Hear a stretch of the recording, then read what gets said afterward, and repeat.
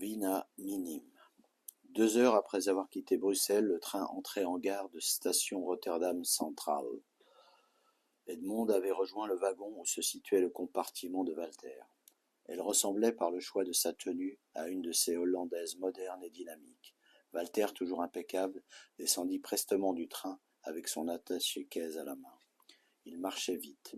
Edmond lui courait après dans les rues du vieux centre de la grande cité fluviale, reconstruit en grande partie après la Deuxième Guerre mondiale. Enfin, Walter pénétra dans un building de la Wiener boulevard CV. Edmond patienta un moment avant d'entrer à son tour dans le grand hall. Une série de plaques dorées indiquait les entreprises hébergées dans le grand bâtiment. Un nom lui sauta aux yeux. Van Damme & Co. Elle se dirigea vers l'accueil et s'adressa à une jolie blonde en flamand. Bonjour, mademoiselle. Monsieur Jacques Moulinsart, chez Van Damme, c'est bien ici? Je regarde. Oui, c'est au 5e. Vous avez rendez-vous? Je le préviens. Non, je suis l'assistante de monsieur Louis Walter, de E.T. Consulting. Je crois qu'il est arrivé il y a peu de temps. Est-il déjà monté voir monsieur Moulinsart? Moi, je n'ai pas de monsieur Walter sur mon registre. Mais attendez, je me renseigne. L'hôtesse se déplaça afin de demander à sa collègue placée de l'autre côté du hall, puis elle regagna son poste. Oui, il est monté le voir il y a 10 minutes. Ah, bien. Bon, je vais les attendre à l'extérieur. Merci, mademoiselle. Je vous en prie, madame. Edmond avait eu la bonne intuition. Elle ne voyait plus Jacques depuis la cession des parts d'Henri, mais elle savait qu'il se rendait souvent à Rotterdam pour ses affaires. Malgré cette trahison, elle n'avait pas cherché à lui mettre des bâtons dans les roues, bien au contraire. En se débarrassant des affaires financières d'Henri, elle avait, avant tout, souhaité protéger son fils. Walter continuait donc à voir Jacques. Était-ce simplement dans le cadre de relations professionnelles normales? Edmond attendait au café Vina, en face du building. Walter sortit en trombe par la porte-tambour. Elle remarqua tout de suite qu'il portait un attaché-caisse d'une couleur beaucoup plus claire que celui qu'il avait tenu en entrant. Walter rejoignit la gare rapidement. Il prit le premier train en partance pour Bruxelles. Edmond dut se rendre auprès du contrôleur pour acheter son billet, après être monté dans le train juste à temps. En cours de trajet, elle changea de tenue dans les toilettes, et elle mit un chapeau et des lunettes noires.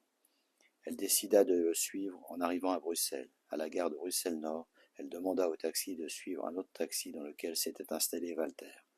Un panneau indiqua Vilvoorde. Le taxi de Walter s'arrêta au niveau de la guérite du gardien, à l'entrée d'une usine. Le taxi d'Edmond stoppa un peu avant.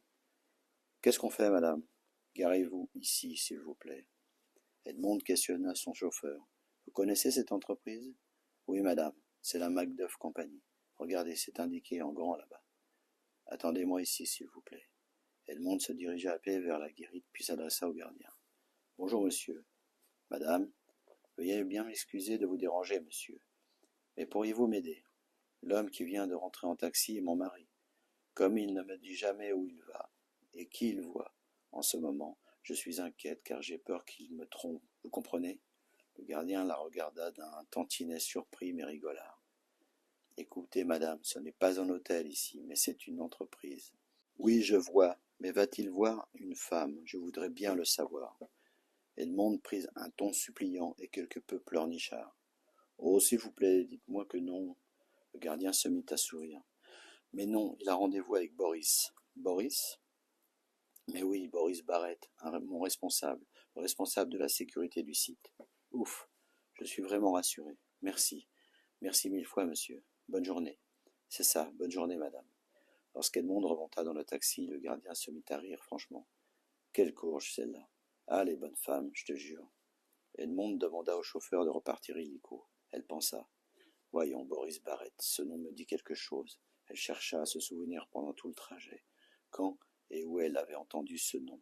Arrivée à Bruxelles, elle descendit du taxi rue des Minimes afin de récupérer sa voiture. Edmond pensa à son frère et des larmes lui mouillèrent les yeux. Elle habitait si près d'ici. Elle rentra dans un café pour téléphoner. Marc Charlet décrocha. Edmond, j'ai du nouveau pour vous. Je vous ai appelé chez vous, mais ça ne répondait pas. Le type sur la photo, c'est Wolf. Frank, de son prénom. Du gros gibier. Un Américain avec un beau pédigré de mafieux. Frank Wolf est lié à la mafia de Chicago et de Détroit. Il a quelques meurtres sur le dos, mais ce sont surtout ces malversations en cheville avec certains véreux de l'État fédéral américain qui sont ses titres de gloire.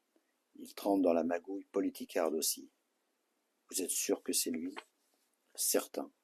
Il a une fiche d'1 kilomètre de long à la sûreté, et on le reconnaît bien sur votre photo.